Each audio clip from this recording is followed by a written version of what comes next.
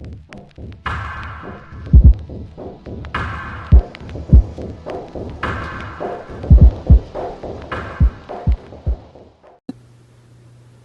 y'all, so I'm trying to do this video again because the damn chick keeps growling. So this is for my stampers. This is tools that you need for stamping, the basics, and some ideas for you when you're deciding, okay, I want to get into stamping. Now, one of the first things you need for your tools is stamps, but you also need blocks, rubber mats, and you may need tools like platforms. This is a block. Blocks come in different sizes, shapes, widths. It depends on the stamps that you get. Some you might have a sentiment stamp. You might have something that is like a longer corner stamp. You would use something more like this. Something like this. These are smaller stamps. This is from Long Form. I use this one more for when I'm doing swatches in my swatch books. So I just bought a stamp and I could just stamp it and press it into the book instead of me having to just swipe it. But if you don't have a stamp, just swipe it in the book on the paper that you're going to use and boom, you're done. These are from Diane Reesley's line. I don't know if that video came out yet. I have recorded it, but this is from the Dilutions line. She has longer stamps and she has reasons for her because she does a lot of art journaling. So rulers on one side usually, then she has curved corners. These are for her larger stamps. This is her largest stamp, and this is her journal block. So they have different blocks for different stamps. This is one that is like, usually I keep these two together. This one's more for sentiments. This one's more for like any stamp that'll fit on it. And I do have a rocker stamp that I can't find. No, I'm sorry. I have a rocker block that I can't find just yet. If I find it, I will put it. But I got that one from, I want to say Art Impressions. This is the rubber mat. As you can see, it has some thickness to it. You don't want to stamp on a hard surface.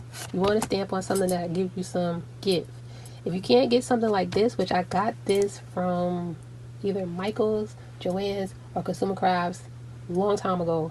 I don't know if they still have them. You could always get either felt or rubber mats. Your kids have some. You could play with it, you know, when they got their craft projects, you could use them, put them together, stack them up, and just stamp on top of those.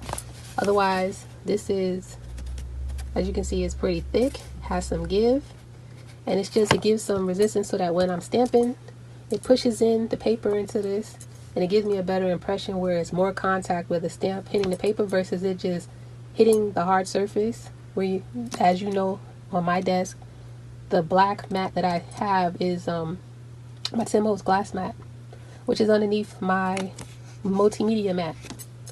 So you want to have these for stamping. Now, these came out when I first started stamping, and I was like, nah, that's too expensive. I would suggest you invest in these if you can, because it'll just save you a lot of time and effort. They have a lot of different stamp mats out.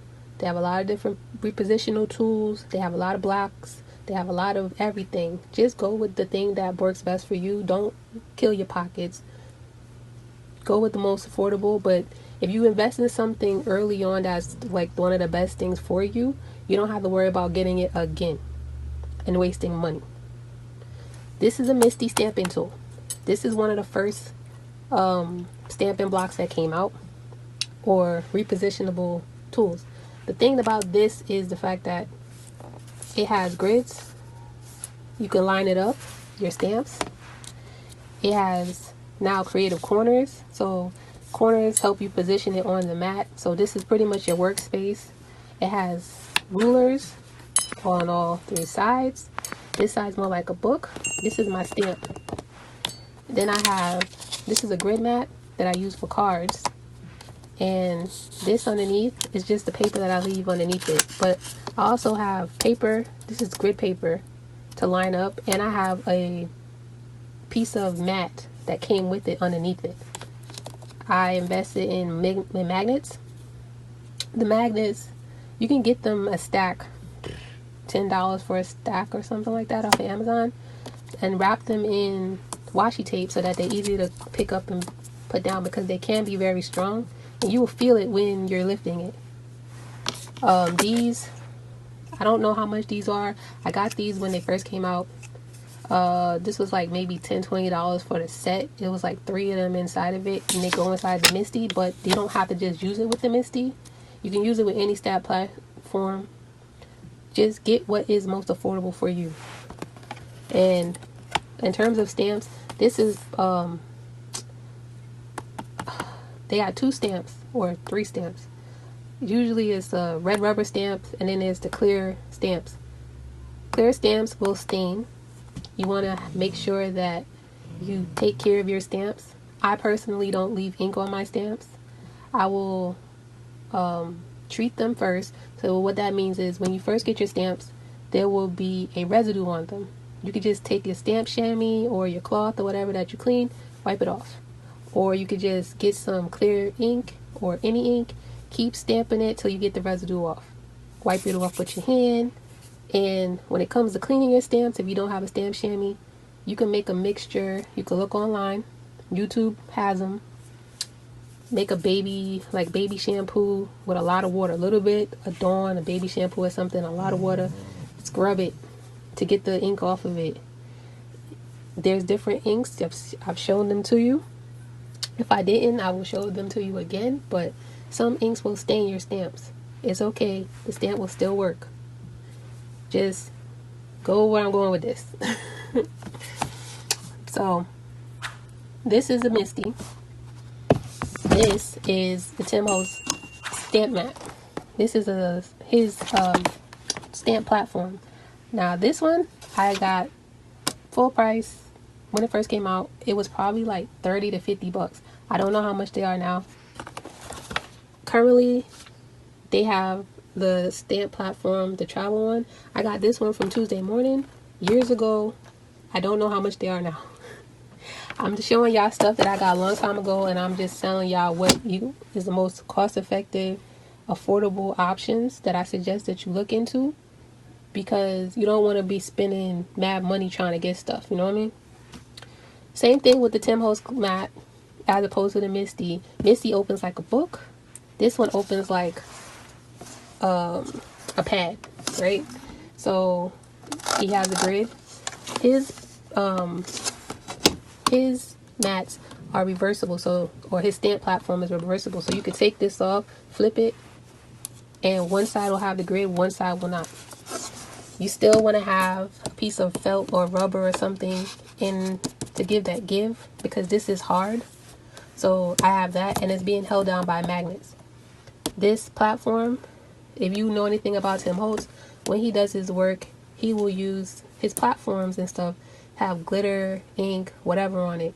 He made this so that you could just wipe it off, or it'll clean off, no issues. So I would suggest you look at what is the most affordable for you. If you can go to Tuesday Morning, Consumer Crafts, maybe eBay or Amazon or something like that, and get like, you end up getting things like